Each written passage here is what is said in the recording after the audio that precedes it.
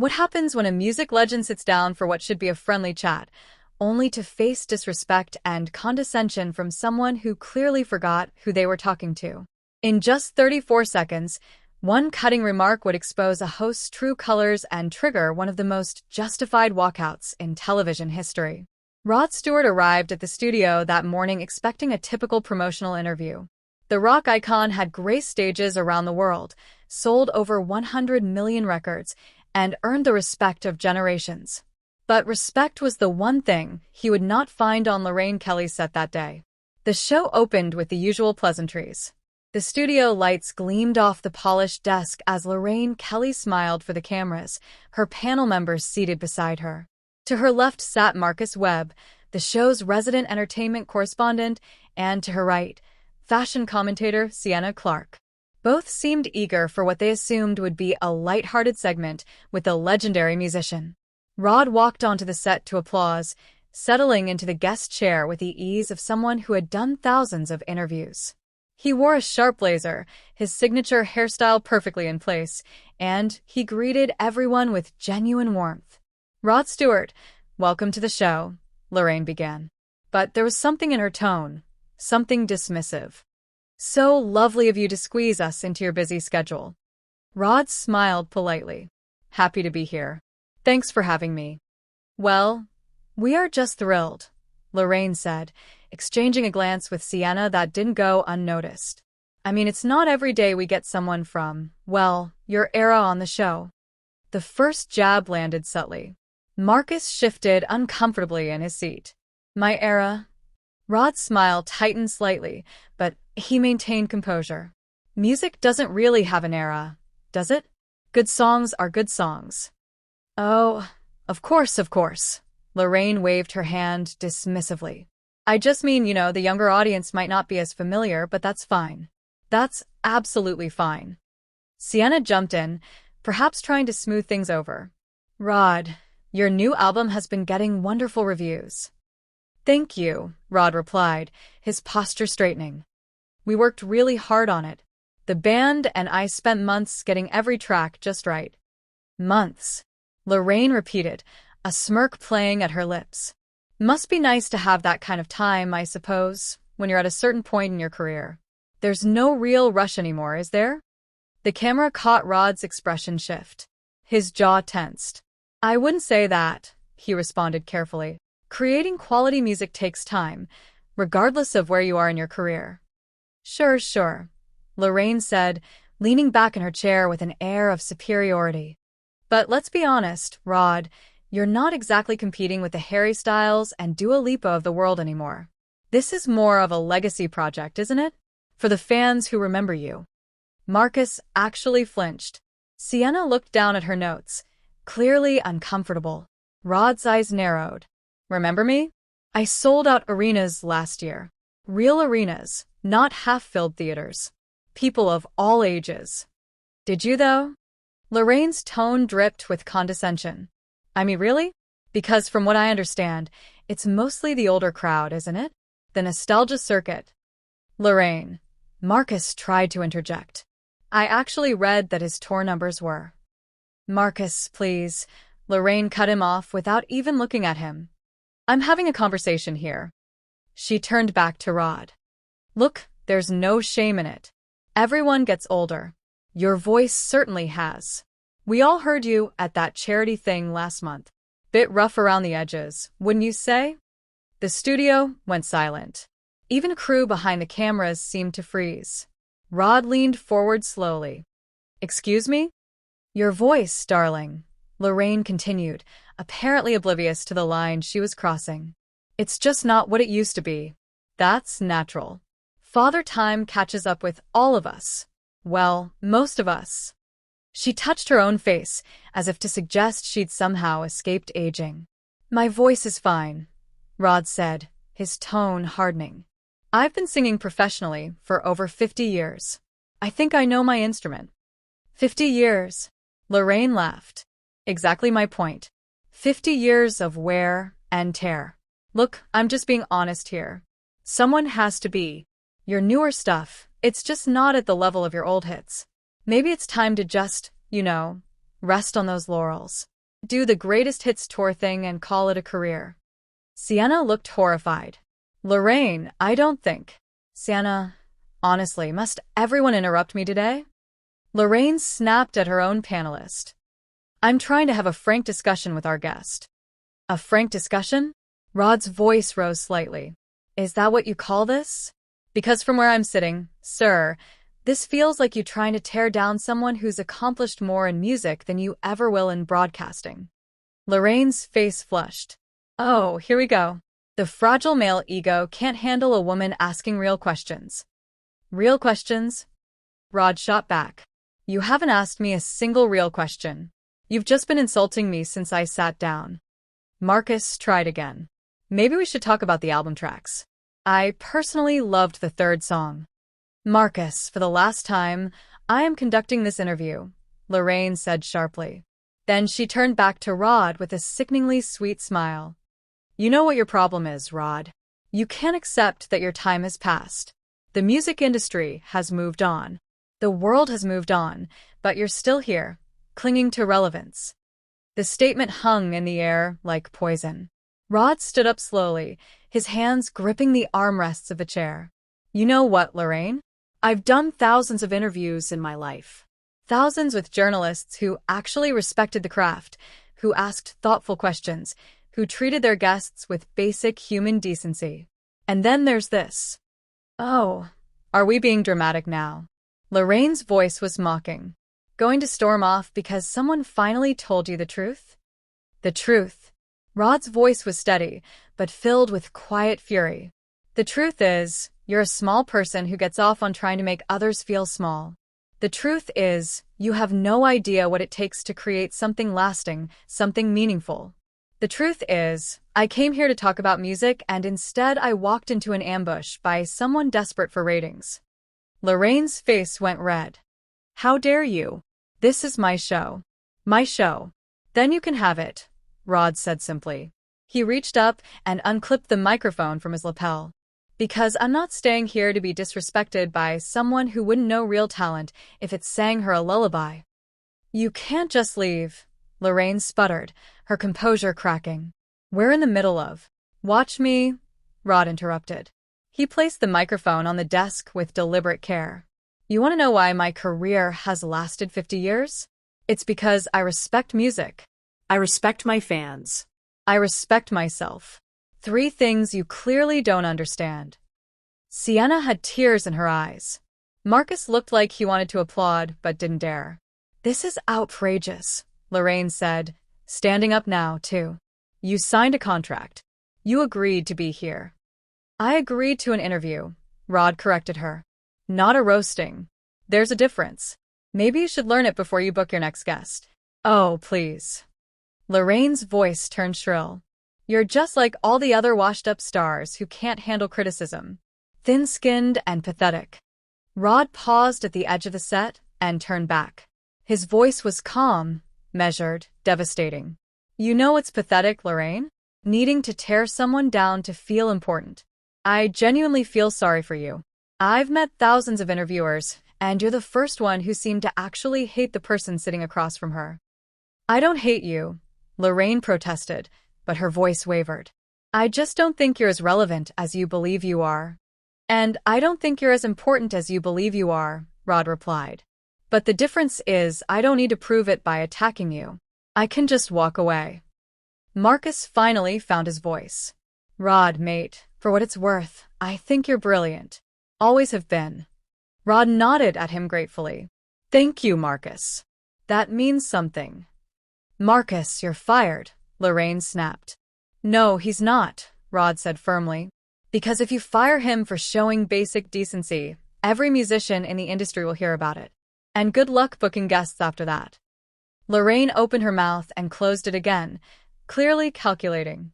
Sienna stood up suddenly. I think Rod's right. This has been uncomfortable to watch, Lorraine. You crossed a line. Oh, not you too, Lorraine groaned. Am I surrounded by traitors? You're surrounded by people who recognize bullying when they see it, Sienna said quietly. This was bullying. Rod picked up his jacket from the back of the chair. I've been in this business long enough to know the difference between tough questions and malice. This was malice, pure and simple. You're going to regret this, Lorraine threatened. I have influence. I can make sure every talk show in the country knows you're difficult. Rod actually laughed at that. Difficult? I've been called many things, love, but difficult isn't one of them. Ask any host I've ever worked with. Ask Graham Norton. Ask Jonathan Ross. Ask anyone who treats their guests with respect. They'll tell you I'm a pleasure to work with. The common denominator here isn't me. It's you.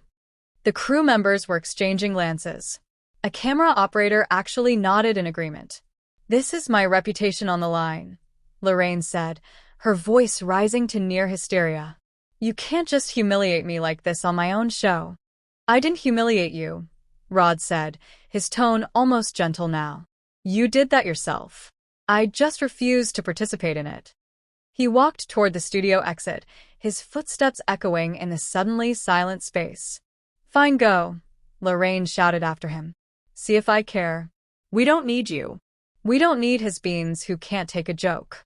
Rod stopped one more time, his hand on the door. It wasn't a joke, Lorraine. Jokes are funny. What you did was cruel. And the sad thing is, you don't even see the difference. Get out, Lorraine screamed. Just get out. Already gone, Rod said simply, and pushed through the door. The studio remained in shocked silence. Lorraine stood at her desk, breathing heavily.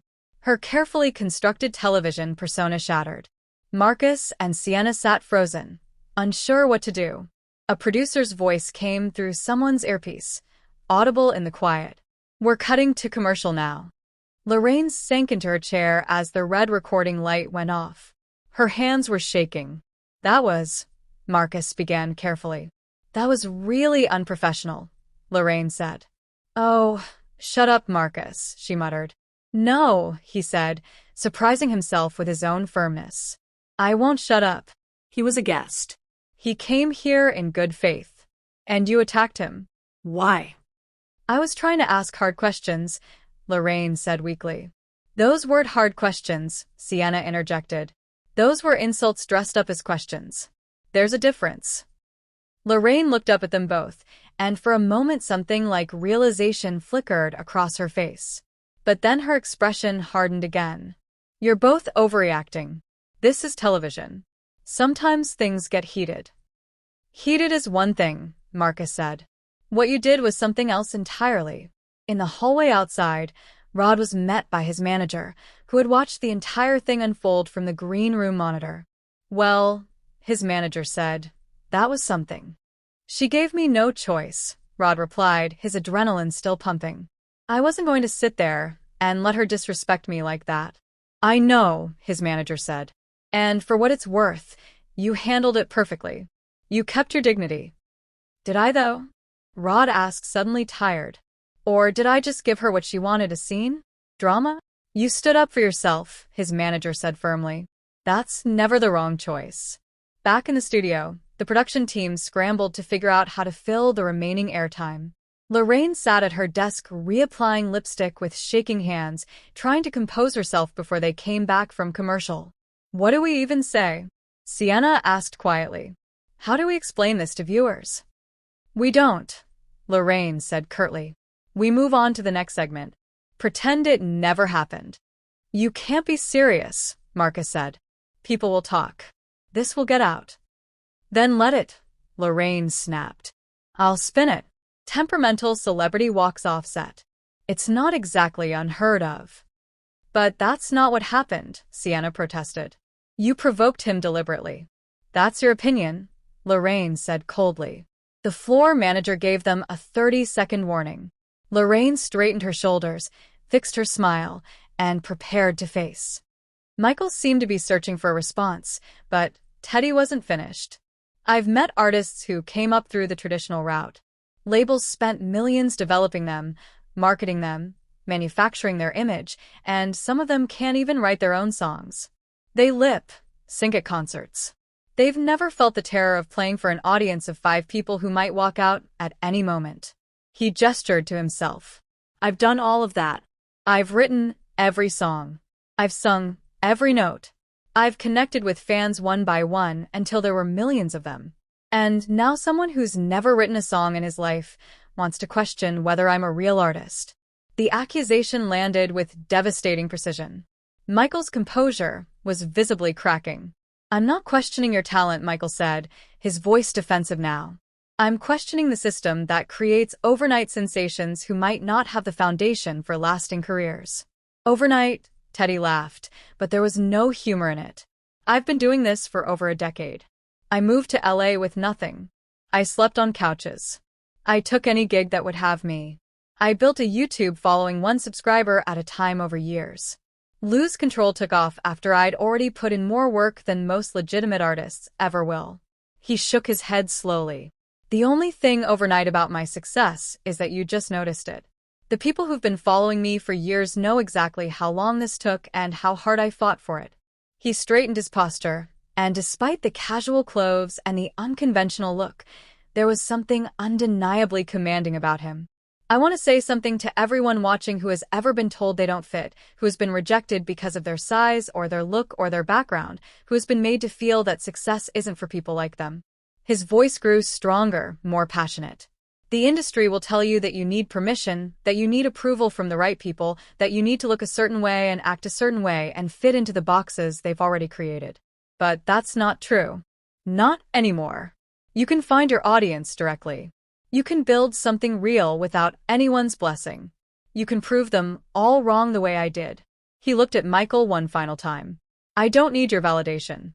I don't need the music industry's validation. I have something better. I have millions of people who connected with my music because it made them feel something real. That's all I ever wanted. And no interview, no matter how hostile, can take that away from me." He began walking toward the edge of the set. "Wait," Michael called out. "We're not done." Teddy stopped and turned back with an expression that mixed sadness and defiance. "We were done the moment you decided to question whether my success was legitimate. I came here to talk about my music, my journey, maybe inspire some kid watching who doesn't see themselves in the typical pop star. Instead, I've had to defend my entire existence to someone who's never walked a mile in my shoes." He looked at Robin and his voice softened. "Thank you for being kind to me. It means more than you know." Then he addressed the audience one final time. "To everyone out there who's different, who doesn't fit, who's been told they're too much or not enough, keep going. Build your own thing. Find your people. They're out there, and they're waiting for someone who makes them feel seen. That's what art is supposed to do. That's what I try to do. And no gatekeeper can stop you if you're willing to go around them." And with that, Teddy Swims walked off the set of Good Morning America, leaving behind a studio that seemed to vibrate with the aftermath of what had just occurred. The audience sat in stunned silence, many openly crying. Robin Roberts was wiping her eyes, clearly moved by what she had witnessed. George Stephanopoulos looked at Michael with an expression that was impossible to misread, a mixture of disappointment and disbelief, and Michael Strahan sat in his chair looking like a man who had just realized he had profoundly misjudged both his target and his audience. The show cut to commercial, but everyone in that studio knew that what had just happened couldn't be smoothed over with an advertisement break. A man who had spent his entire life being told he wasn't good enough had just proven in the most public way possible exactly how wrong those people were. And he had done it not by conforming to their standards, but by completely rejecting them. What had started as a routine morning show appearance had become something far more significant. A man who had spent his life being told he didn't belong had stood up and declared that belonging wasn't about permission. It was about connection. And in that moment, watching him walk away with his head held high, millions of viewers understood exactly why Teddy Swims had broken through despite everything the industry had thrown at him. The aftermath of that interview would dominate social media for days. Fans rallied around Teddy with a ferocity that surprised even longtime industry observers. Michael Strahan would face a backlash that forced a public apology many found insufficient. And Lose Control would surge back up the charts as people rediscovered not just the song, but the story behind it. Because, in the end, that's what Teddy Swims represented. The possibility that talent could overcome gatekeeping. That authenticity could defeat image. That the people could choose their own stars regardless of what the industry decided was marketable. He had proven it with his career. And on that morning, he had proven it again with his words. For those who had discovered him years ago on YouTube, who had watched him pour his soul into covers in his bedroom, who had shared his videos with friends saying, "You have to hear this guy." There was something deeply validating about watching him refuse to be diminished. He had never pretended to be something he wasn't. He had never tried to fit the mold. And when someone tried to make him feel ashamed of that authenticity, he had stood up and shown exactly why millions of people had chosen him over every polished manufactured alternative the industry had offered. That was the real lesson of that morning. Not about social media or traditional success or industry gatekeepers, but about the power of being exactly who you are, even when everyone tells you it's not enough. Teddy Swims had spent a decade learning that lesson, and in one unforgettable interview, he had taught it to everyone watching. What do you think about this incredible confrontation? Was Michael Strahan out of line? Or was he just asking tough questions? Drop your thoughts in the comments below, and make sure to like and subscribe to Unforgettable Ending Stories channel for more stories.